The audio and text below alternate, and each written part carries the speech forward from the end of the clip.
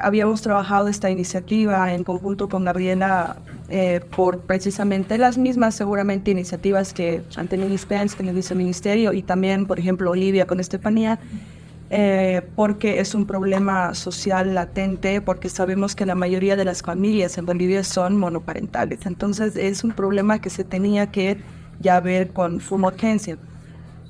Yo no voy a exponer nuestro proyecto de ley. ¿Por qué? Porque hemos tenido un año o más de un año de socialización a nivel nacional del proyecto y varias de las observaciones que les tengo aquí todas anotadas, que hemos recolectado de la sociedad, de organizaciones y demás, creo que están plasmados en este nuevo proyecto de ley. Por eso estoy felicitando y reconociendo los avances de ese ministerio. Yo he sido crítica con el primer proyecto que presentaron, sin embargo creo que ahora se han subsanado varias fallas, entre comillas, tanto del nuestro como de las colegas del MAS e incluso el propio ICE, como la viceministra reconocía. Creo que es importante también recalcar en la Comisión de Derechos Humanos que este no es un tema de mujeres, ¿no? Existen hombres y mujeres que deben o que son responsables de las familias monoparentales. Sin embargo, los datos nos arrojan que son mayormente las mujeres quienes están a cargo de las familias monoparentales, así que yo me acuerdo que en algunas socializaciones me decían que estos proyectos de ley feminazis y demás, pero yo decía, yo no tengo la culpa de los datos, ¿no? No tengo la culpa, los datos son así.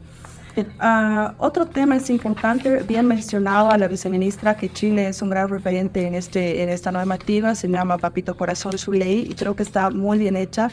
En algunas socializaciones que yo había tenido, había hablado, incluso en nuestro proyecto de ley no contemplábamos, por ejemplo, la retención de las AFPs, ¿no? Y yo lo comenté en alguna socialización, algunos lo tomaron muy bien, otros lo tomaron muy radical, y para mí no hay radicalidades cuando se trata de los derechos fundamentales de la niñez y la adolescencia. Entonces, si tenemos que ser radicales, tenemos que ser los más radicales, ¿no?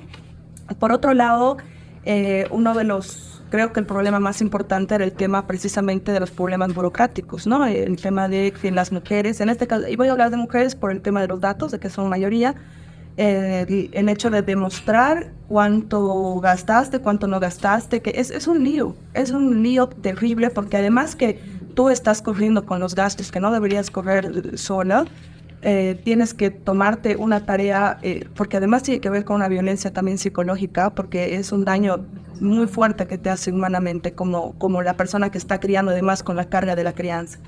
Este es un tema muy, muy humano. Y por otro lado, el tema de alguna forma, las cárceles de Bolivia saben que en la mayoría de los porcentajes están llenos de padres deudores de asistencia familiar, y eso también es complicado, ¿no? Porque al final de cuentas se quedan 6 meses presos, no pagan las pensiones los 6 meses y también le dan un gasto al Estado porque están comiendo en la cárcel, están durmiendo en la cárcel y las guaguas siguen sin comer, ¿no? Entonces así de básico. Y con este registro y con todas las cosas que van más allá del registro, creo que inclusive se va a evitar que las cárceles se llenen de deudores vagos. Y disculpen que lo diga así, pero no existe una sola persona que sea un irresponsable con sus hijos que sea una buena persona. Por otro lado, creo que el tema de lo que hacía énfasis la diputada Gabriela, sí habría que contemplar policías, militares, todo eso, especificar. La ley es para todos, por supuesto.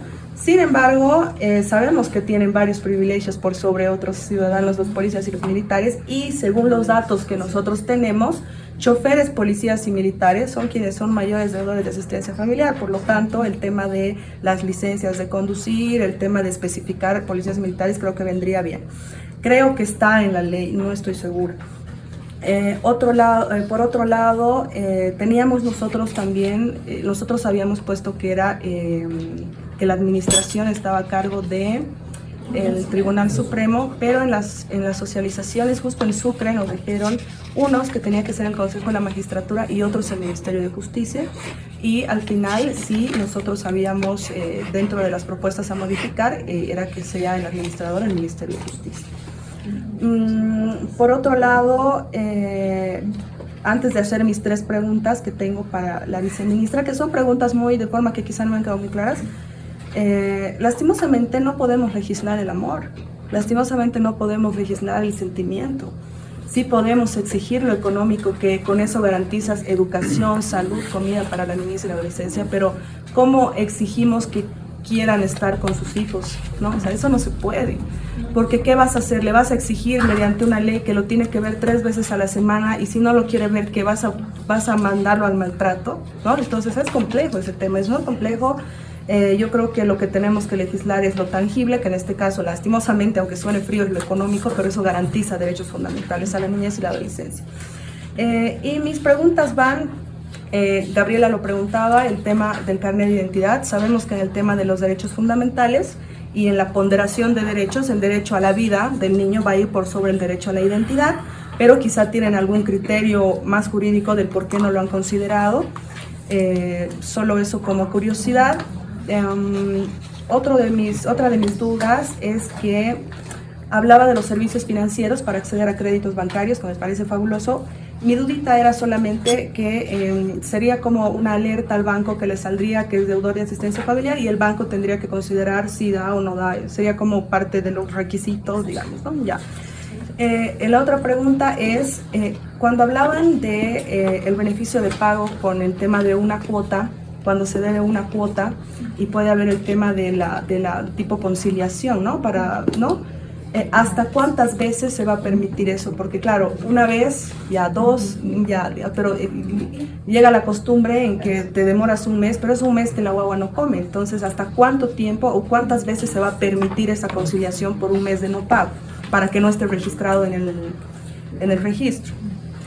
Y mi última pregunta es, sabemos que en Bolivia la informalidad en temas laborales es un porcentaje muy grande.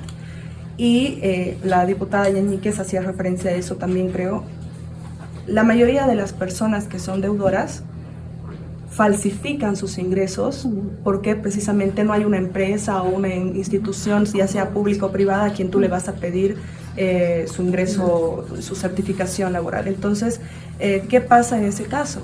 ¿No? La mujer otra vez va a tener que hacer el peregrinaje de ver de cómo respaldar los ingresos de esa persona informal, ¿no?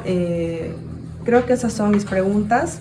Y de nuevo, de verdad felicitar, me emociona mucho porque hemos trabajado mucho por este proyecto, y creo que es la emoción de muchas mujeres y niños de nuestro país, porque creo que es fundamental que nosotras, disculpen los varones que están acá, pero unirnos más allá de los colores políticos. Ya nos pelearemos en su momento por otros temas, pero por estos temas que son garantizar una mejor sociedad boliviana. Creo que nos tenemos que dejar de macanas y avanzar y unirnos y pelear. Y saben, yo algo más que quiero agregar, ojalá se apruebe este proyecto de ley. He dicho que no voy a exponer, tal vez Gabriela sí, pero yo no voy a exponer nuestro proyecto de ley porque este proyecto de ley es básicamente los dos proyectos mejorados. Entonces, ¿para qué vamos a trabajar y hacer un doble trabajo si podemos hacerlo en base al que ya está? Y retrasar. Claro, y nos vamos a retrasar y es otro mes que pasa que los chicos están perjudicados. Yo creo que tenemos que unir fuerzas en este sentido, porque cuando entre al pleno va a ser una pelea también fuerte, porque en las tres fuerzas políticas existen personas que aún creen que esto es feminazi, que es totalmente vulnerador de derechos. Entonces ahí creo que tenemos que hacer lobbies importantes políticos para que se pueda aprobar de una vez por todas y no pase más tiempo. Gracias, viceministra, presidenta.